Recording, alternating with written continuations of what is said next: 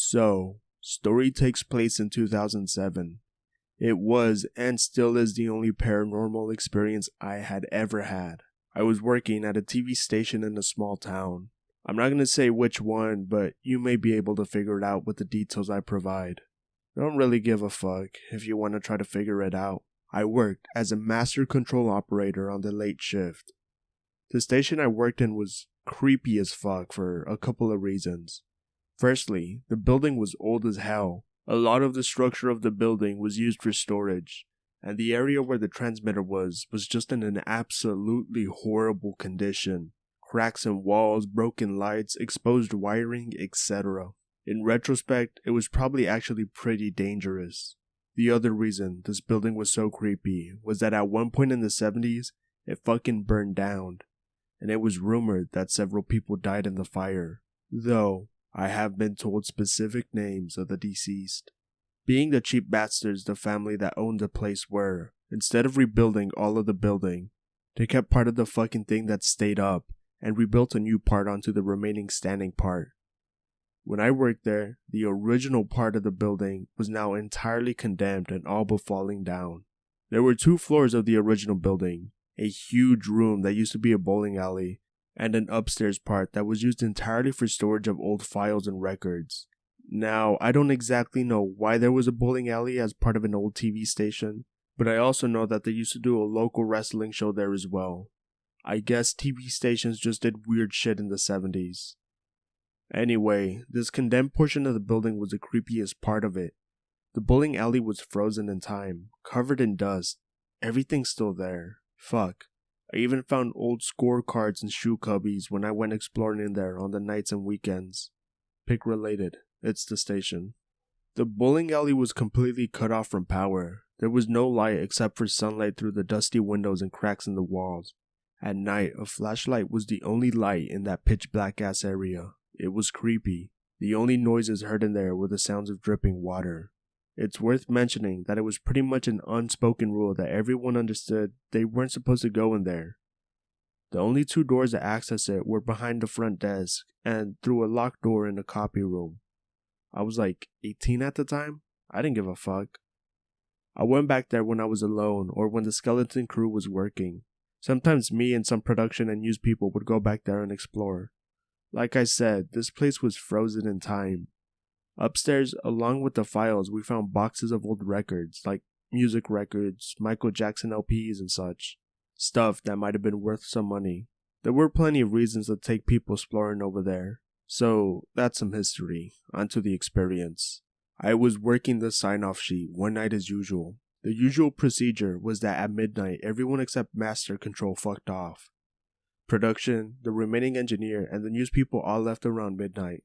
I was generally alone in the building until like 2, 3 a.m. until the station signed off. On this particular night, my buddy came up to the station to hang out with me. We'll call him Dan for convenience sake. I had people come chill up there pretty often. Friends liked checking out the station, and there wasn't shit to do but kill time. So it's about midnight, me and Dan are chilling, watching whatever stupid shit was on air at the time. Likely Bones or Family Feud or something stupid. I started telling him about the bowling alley. I hyped some shit up about how the people that died in the fire haunt that area and decided we should go ghost hunting.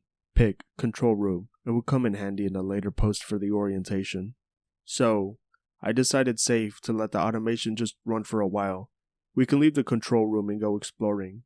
I'd take Dan or Dave or whatever the fuck I said his name is for a tour around the outside of the building first, showing him how fucked up it is. There were literally transmission lines going up to the tower that were held up on supports built on crumbling sheetrock. There was a sticker on the door that was bolted shut to the bowling alley that read, "Watch out for overhead wires. You can be killed." God damn, that place was jank. Anyway, I give Dan the usual tour I've given to like 5 people by now. Usually it was bitches, because bitches love a brave man in a scary as fuck place. We go back there with flashlights and the walkie-talkies, and the whole time we're trying to contact spirits of the deceased with our walkie-talkies, listening for voices, interference, etc. Didn't really get anything but some static, but it's a TV station. What did I expect? We were back there for probably all of half an hour, and we went back to the control room to resume being lazy fucks. Some time goes by and a walkie-talkie that I left on started making some pretty fucked up noises. Definitely sounded like a really deep and staticky voice. Didn't think much of it because, once again, TV station. Lots of equipment/signals. Humored this and tried to talk to what or whoever it was. Push button, talking to mic, asking if anyone is there. Keep hearing something, but indistinguishable. Now, this set of walkie-talkies made that very generic sound every time you push the button to talk. After a few minutes of trying to talk to what I thought was nothing, the walkie-talkie started making the noise. All on its own. What the fuck? Maybe the dude on the other end is trying to use Morse or something because we can't hear each other very well. Pick up mic and talk and say, "If you can hear me, beep once for yes." Pick transmitter room. We grab the second walkie-talkie and tune it to the same channel, and nothing is happening. Not only is this only happening to one walkie-talkie, but we cannot make the second walkie-talkie simulate the same bloop noise on the other. Pushing the button is literally the only way to get the thing to make that fucking noise. This was the first moment when I went into, okay, maybe something's actually happening here mode. Start asking things like, is anyone there, beep once. If you can hear me, beep once. If you're in this building, beep once.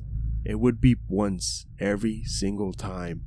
Also, it would not beep if you didn't say anything. It literally only responded when prompted. It was not Dan fucking with me. He was right next to me in plain view. Other walkie-talkie was off.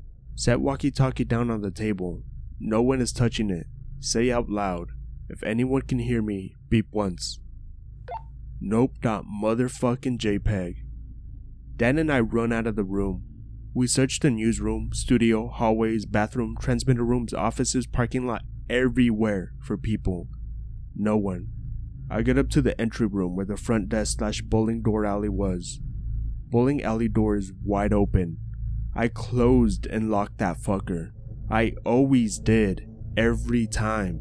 This is where I begin to go into a panic, and the events are a little less clear.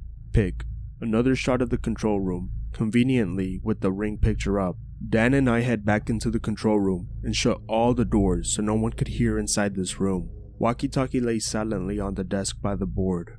Ask again if it's in there. Ask if it can see me. Decide that maybe someone can still be tricking me and is listening in on me somehow.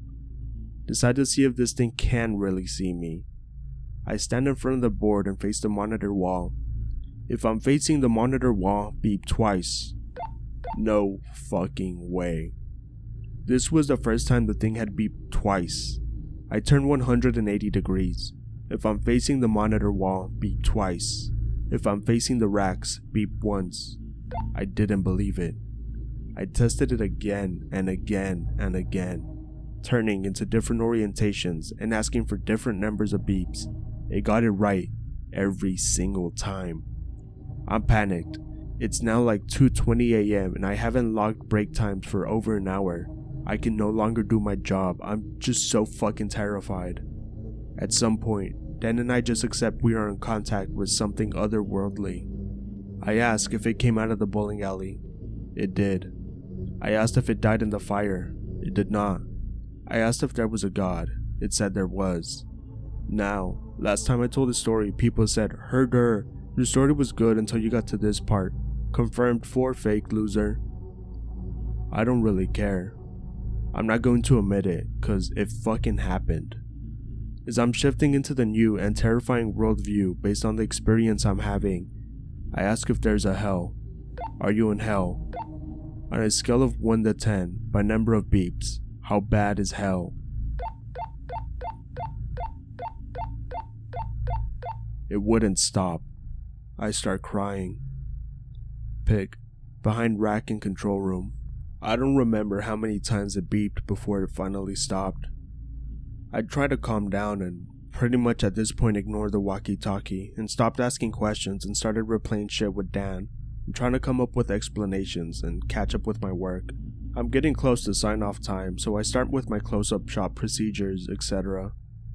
As I'm shutting some shit off and talking to Dan, this thing starts beeping in a series of 3, just 3 pause, 3, pause, over and over.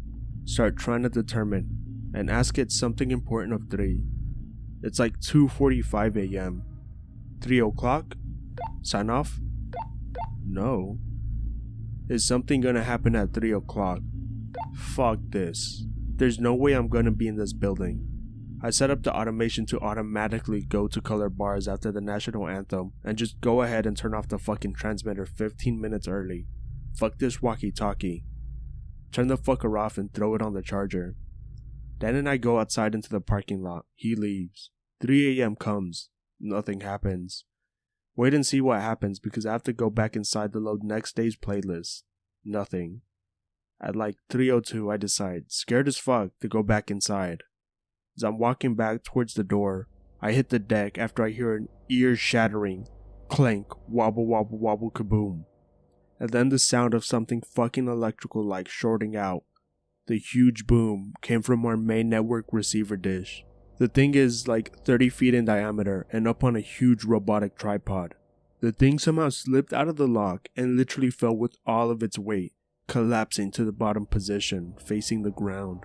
I call my boss, the chief engineer, immediately. Pick, behind the new set. Tells me he'll be there immediately. He lives right up the street, so he'll be there in like 2 minutes. Follow sound of the shorting out sound. Find that between the building that the sheetrock wall, a fucking transmission line broke and is completely unrelated to the dish falling. That fucking sticker about overhead wires was not lying. Boss shows up. Tell him I was outside smoking when the thing fell. He proclaims, "I've never seen anything like this before." We go in together to the sound of alarms related to the dish. I tell him about the transmission line. Tell him the next day's guy will have to do the playlist because fuck you, I'm leaving. He literally does not give a fuck and has a bigger fish to fry. I get in my truck and hit the road. I call my buddy William, who's always fucking up late as shit, to tell him about what happened. As I'm going over the events with him, out of the earpiece of the phone, I shit you not, it goes, "And we'll fucking heard it too." This is exactly how it fucking happened. Sorry if some of you fuckers don't like it because it isn't nice and tidy and perfect like your made up Skinwalker pastas. But this is how fucking shit went down. I still can't explain it to this day, and I never tell anyone because people fucking laugh. I came to tell X and some of you will still bitch about it. Well, file this fucking story under true pasta because I did not type all that shit up just to be dismissed. We'll be happy to answer questions if anyone has any. Pick. In control room using panorama.